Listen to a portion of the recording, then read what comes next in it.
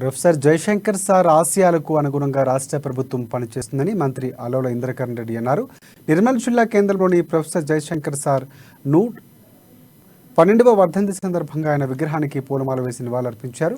తెలంగాణకై సిద్ధాంతకర్తగా CM కేసీఆర్కు ఎన్నో సూచనలు, సలహాలు అందజేశారని కొనియాడారు.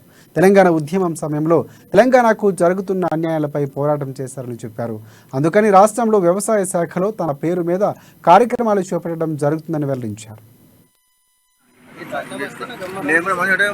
అరే నువ్వు నా ఇంటి మనిషి రా భయ్.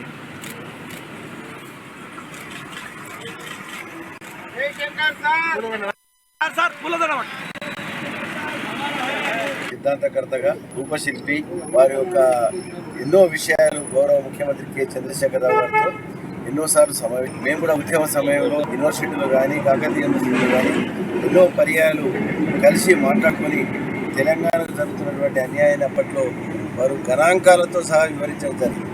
దాని తర్వాతనే ఉద్యమంకి స్ఫూర్తి ఇంకెక్కువ వచ్చింది. ముఖ్యమంత్రి గారు వారిని దృష్టి పెట్టుకొని తెలంగాణ వచ్చే వరకు లేకుండా పోయిందని వారి పేరిట వ్యవసాయ శాఖ సంబంధించిన అగ్రికల్చర్ యూనివర్సిటీని మరి ఆచార్య జయశంకర్ సార్ గారి పేరు పెట్టడం జరిగింది.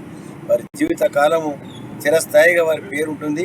ప్రొఫెసర్ జయశంకర్ సార్ గారు చాలా గొప్ప మేధావి. వారి తెలంగాణ యొక్క సిద్ధాంతకర్త అని చెప్పి